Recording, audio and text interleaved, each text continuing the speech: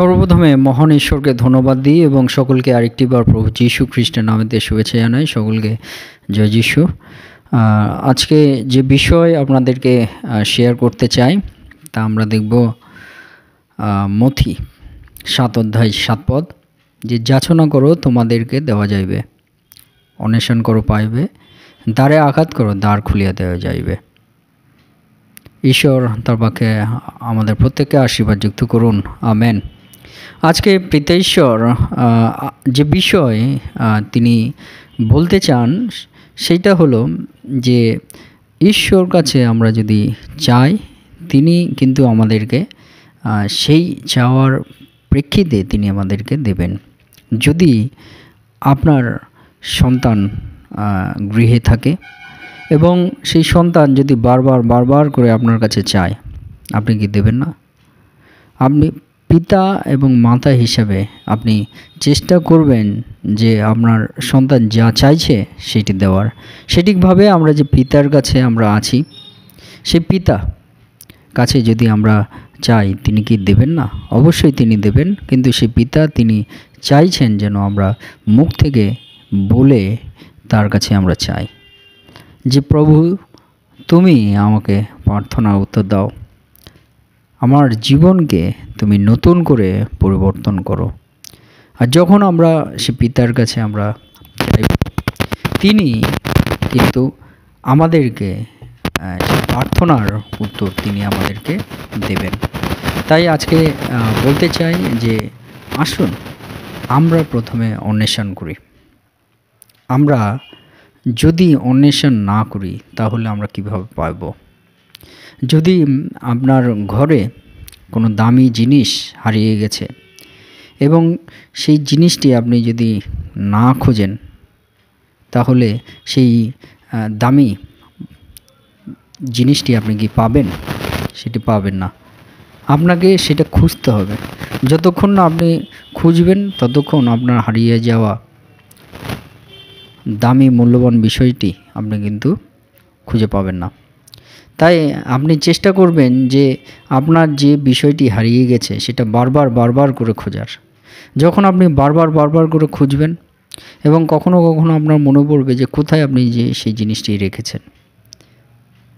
হয়তো আপনি সেখানে গেলেন, সেখানে গিয়ে ঘরে সেখানে পেলেন না, কিন্তু তবুও আপনি কি একেবারে বন্ধ করে দেবেন? তবুও আপনি চেষ্টা করবেন আপনার মূল্যবান যে জিনিসটি আপনার কাছে ছিল সেইটি আপনি প্রত্যেক দিন হয়তো কোনো না কোনোভাবে খোঁজার চেষ্টা করবেন বা মনে রাখার চেষ্টা করবেন। সঠিকভাবে আমরা পিতার কাছে আমরা অন্বেষণ করব, আমরা খুঁজব, কিন্তু সেইটি যদি আমরা না খুঁজি বারবার করে, তাহলে কি আমরা সেটা পাবো? তাই ঈশ্বর কাছে যখন আমরা প্রার্থনা করি, যতক্ষণ না আমরা সেটি পাচ্ছি ততক্ষণ আমরা প্রার্থনা করতে থাকি, ততক্ষণ আমরা যেন সেই প্রার্থনা করতে থাকি যে যতক্ষণ না আমরা প্রার্থনার উত্তর পাই। সেইভাবে কিন্তু পিতা ঈশ্বর তিনি বলছেন যে তোমরা অন্বেষণ করলে তোমরা পারবে।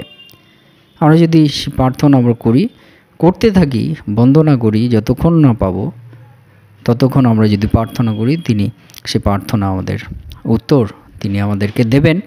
আর সেই ঠিকভাবে বলতে চাই যে আসুন পিতা ঈশ্বর যেমন বলছে অন্বেষণ করো তোমরা পাইবে, সেই অন্বেষণ আমরা করার চেষ্টা করি।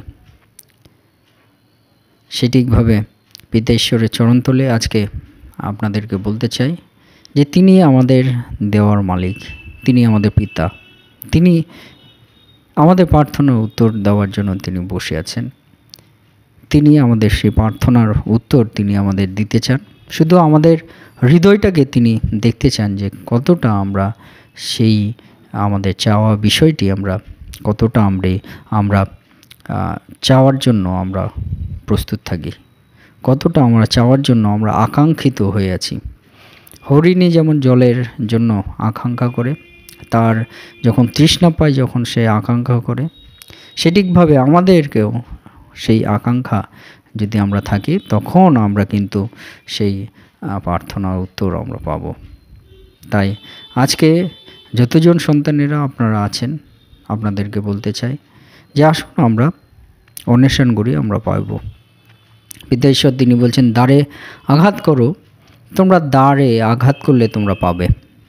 যতক্ষণ না আমরা দ্বারে আঘাত করব ততক্ষণ আমরা পাবো না, কিন্তু দ্বারে আমরা যদি আঘাত করি, পিতেশ্বর তিনি বলছেন যে তোমরা দ্বারে আঘাত করো তোমরা পাবে। অর্থাৎ আমাদেরকে তিনি বলছেন যে আমরা যদি দ্বারে আঘাত করি দ্বার খুলে দেওয়া হবে।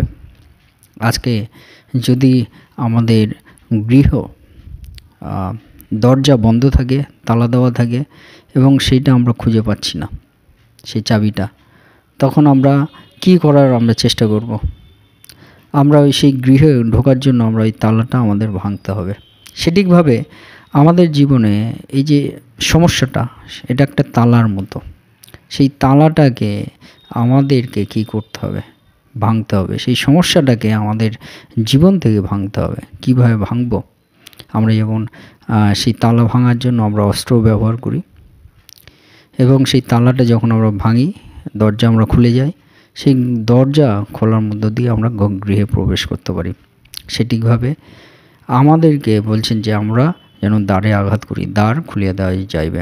সেই দ্বারে আঘাত করতে গেলে আমাদের অস্ত্রের প্রয়োজন আছে। বাক্যে অস্ত্র কোনটি? ঈশ্বর বাক্য। অস্ত্র বলতে কী বলতে বুঝিয়েছেন? তা হলো ঈশ্বর বাক্য। সেইটি হলো আমাদের জীবনে অস্ত্র। সেই অস্ত্র আমাদেরকে ব্যবহার করতে হবে, অর্থাৎ ঈশ্বরের বাক্য আমাদেরকে শুনতে হবে, ঈশ্বর বাক্য আমাদেরকে পাঠ করতে হবে। ঈশ্বর বাক্য মধ্য দিয়ে আমরা যেন প্রার্থনা আমরা করি। যে পিতা ঈশ্বর তিনি বাক্যে বলছেন যে তোমরা আমাকে আহ্বান করো, আমি তোমাদেরকে উত্তর দেবো এবং এমন মহৎ ও দুরূহ বিষয় জানাব যা তোমরা জানো না। অর্থাৎ আমাদেরকে পিতা ঈশ্বর বলছেন যেন আমরা প্রার্থনা করি, অর্থাৎ বাক্যের মধ্য দিয়ে পিতা ঈশ্বর বলছেন সেই বাক্য আমরা পিতা ঈশ্বরের কাছে তুলে ধরি এবং তুলে ধরে আমরা প্রার্থনা করি। সেই মধ্য দিয়ে আমাদের সেই সমস্যার দরজাটি সেটি ভেঙে যাবে এবং আমরা গৃহে প্রবেশ করতে পারবো। দ্বারে আঘাত করার মধ্য দিয়ে আমরা দ্বার আমরা খুলতে পারবো, অর্থাৎ পিতা ঈশ্বর সেই দ্বার তিনি খুলে দেবেন। সেইভাবে কিন্তু আমরা প্রার্থনা উত্তর আমরা পেতে পারি। তাই আমরা এই 2-3টি বিষয় আমরা মনে রাখি যে আমরা প্রার্থনার সময় আমাদেরকে কিভাবে পিতা ঈশ্বরের কাছে চাইতে হবে, কিভাবে আমরা প্রার্থনা আমরা করব। আমাদের সেই প্রার্থনায় আমাদের স্ট্রং বিশ্বাস, দৃঢ় বিশ্বাস আমরা যদি রাখি, সেই প্রার্থনা উত্তর আমরা পাব। সেই মধ্য দিয়ে পিতা ঈশ্বর কিন্তু তিনি আমাদের জীবনে প্রার্থনার উত্তর তিনি দেবেন এবং সেই উত্তরের মধ্য দিয়ে কিন্তু আমরা পিতা ঈশ্বর থেকে তার দয়া, তার অনুগ্রহ, তার আশীর্বাদ আমাদের জীবনে আমরা পেতে পারব। ঈশ্বর তার বাক্যে আমাদের প্রত্যেককে আশীর্বাদ যুক্ত করুন। আমেন। জয় যিশু, জয় যিশু।